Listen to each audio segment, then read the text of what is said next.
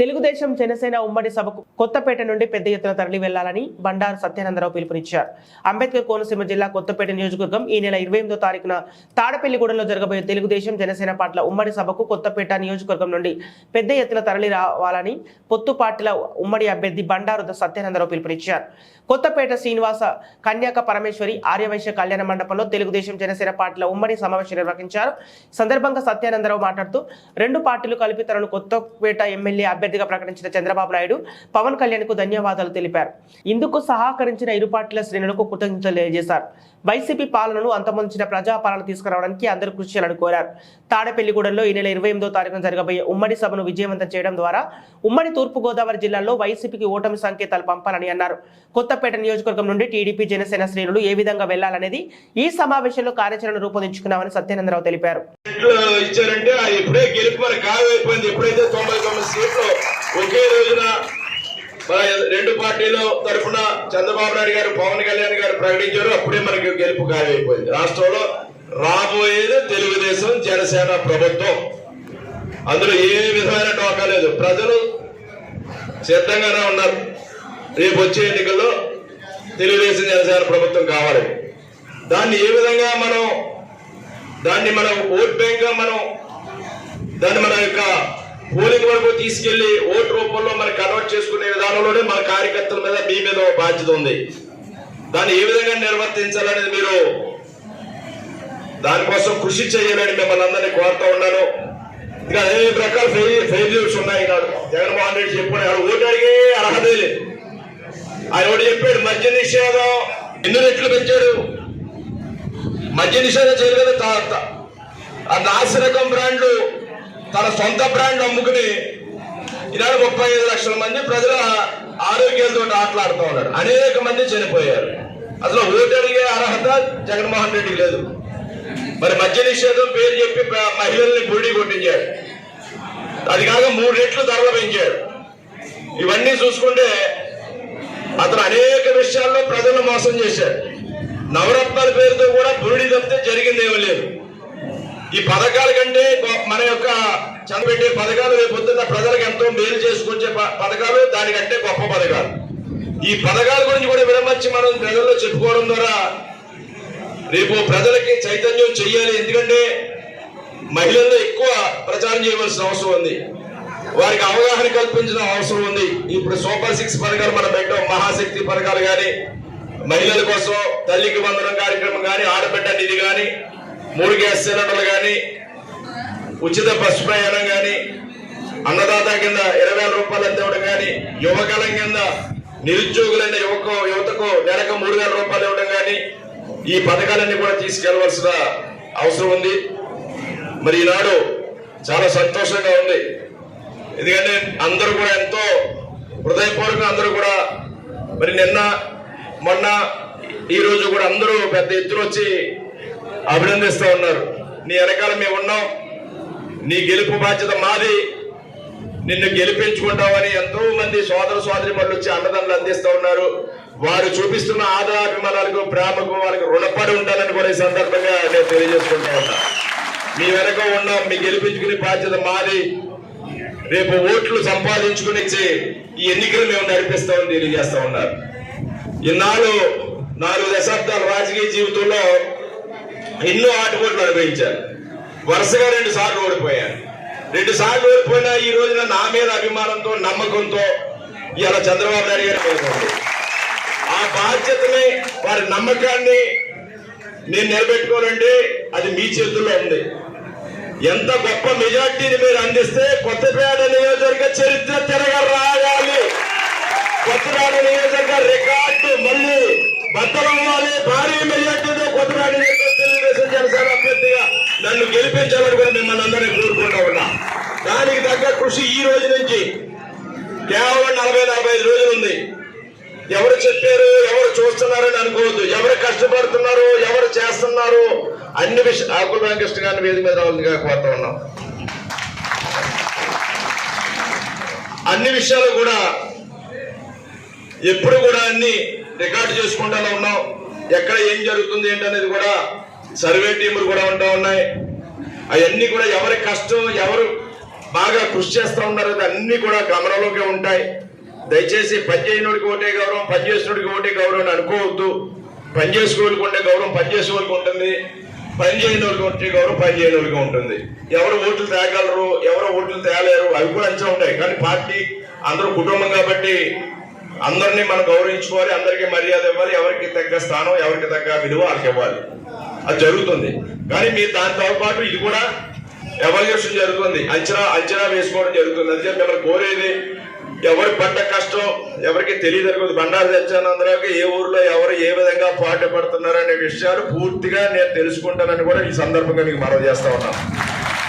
ఆ విలువని నేను కాపాడుకుంటాను మీ అందరి విషయంలో కూడా తెలియజేస్తా ఉన్నాను. కానీ ఎన్నికల సమయంలో బిజీగా ఉంటాం. అది నా తరపున కూడా మీరే బాధ్యత వహించి ముందుకు తీసుకెళ్లాలని ఈ సందర్భంగా మనవి చేస్తా ఉన్నాను. ఇక్కడ ఎక్కువ మాట్లాడటం కంటే ఇప్పుడు ముందు మనం ఎల్లుండి కార్యక్రమం గురించి మీరు ఏమన్నాగా మనం కూర్చొని మాట్లాడుకుంటే బాగుంటుందని తెలియజేస్తూ చారిత్రాత్మకమైన రోజుగా నేను మీ అందరికీ తెలియజేసుకుంటూ ఉన్నాను. మరి ఈనాడు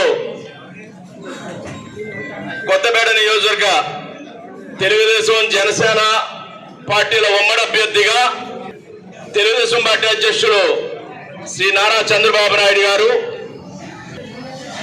జనసేన పార్టీ అధ్యక్షులు గౌరవనీయులు శ్రీ పవన్ కళ్యాణ్ గారు ఇరువురు కూడా నాకు అవకాశం కల్పించి మీ అందరి ఆశీస్సులతో, ప్రజల ఆశీస్సులతో కొత్తపేట నియోజకవర్గ అభ్యర్థిగా గెలిచి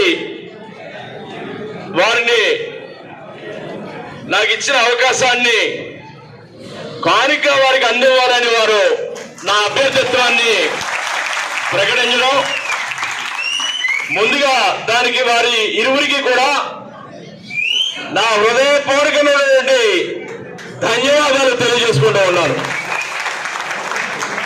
సమావేశం మనం ఏర్పాటు చేసుకోవడం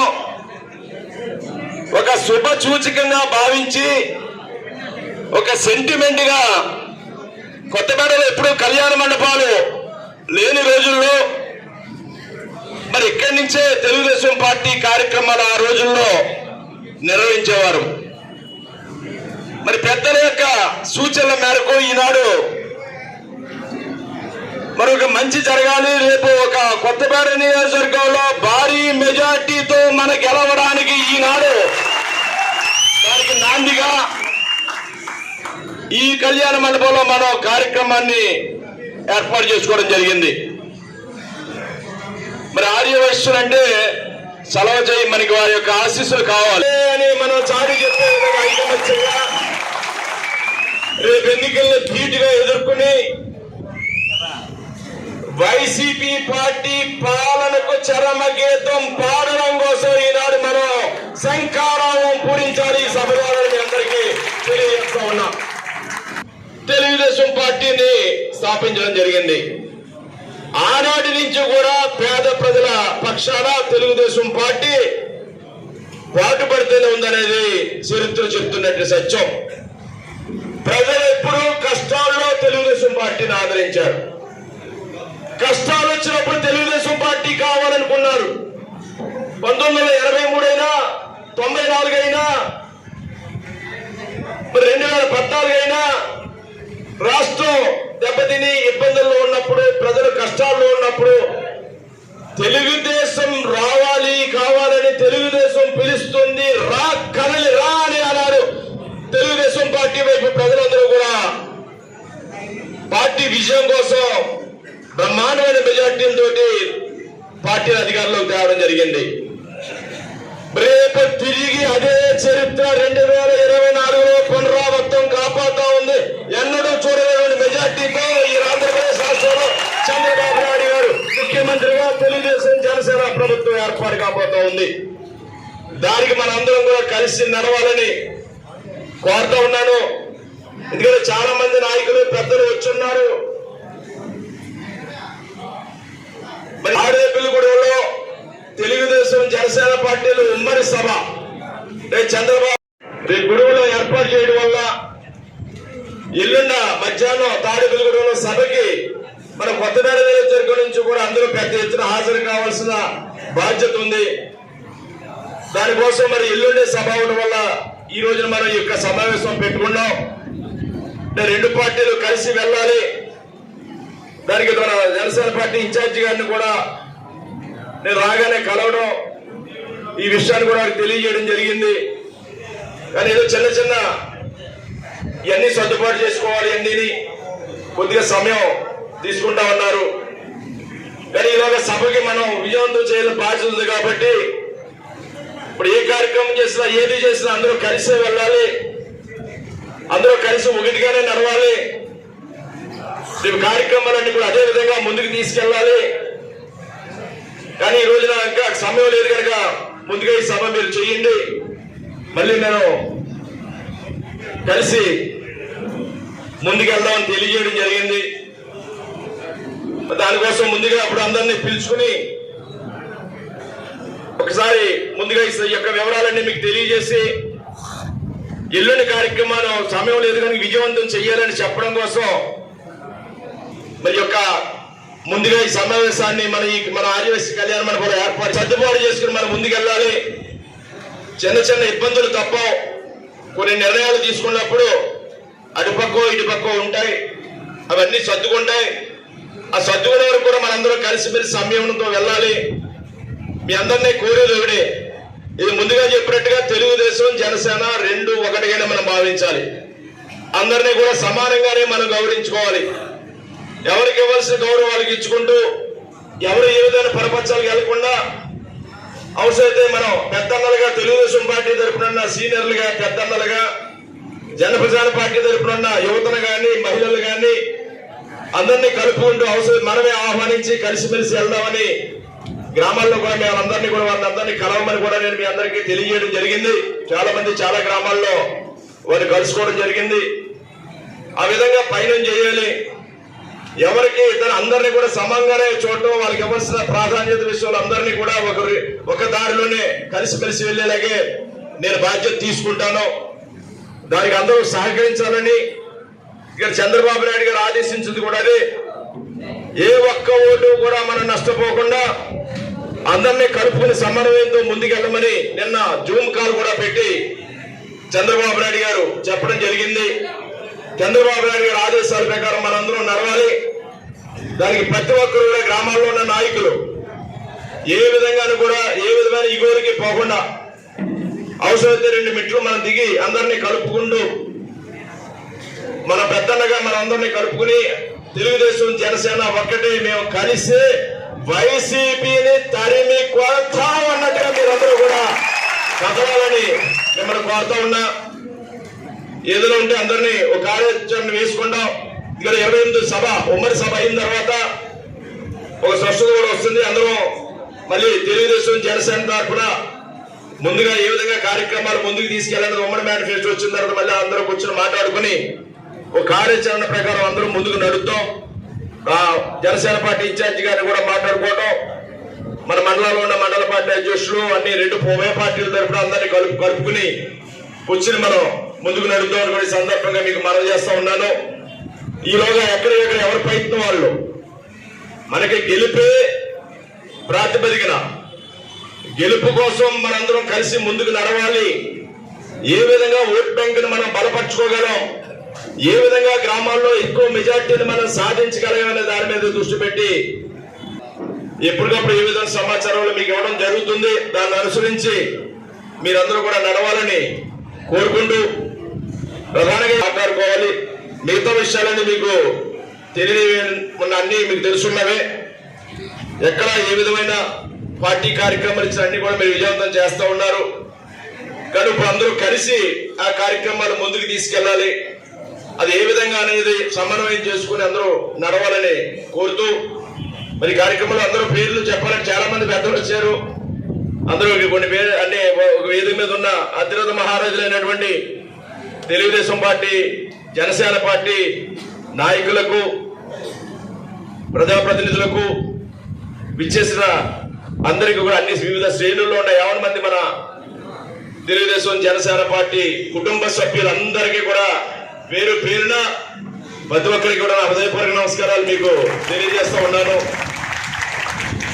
మరి అందరూ కొంచెం ఒక 4 రోజుల్లో 3-4 రోజులు అన్ని సర్దుకుంటాయి. దానికి అందరూ సహకరించాలని మిమ్మల్ని అందరినీ కోరుతూ, మరి ఎల్లుండ కార్యక్రమం గురించి ఎక్కువ మనం చర్చించుకోవాల్సిన అవసరం ఉంది. ఎల్లుండ మధ్యాహ్నం 1 గంటకి అందరూ భోజనాలు చేసి బయలుదేరాలి. ఏ ఊరికి ఆ ఊరు బయలుదేరేలాగా కార్యక్రమం పెట్టుకోవాలి. ట్రాన్స్పోర్టేషన్ ఏ విధంగా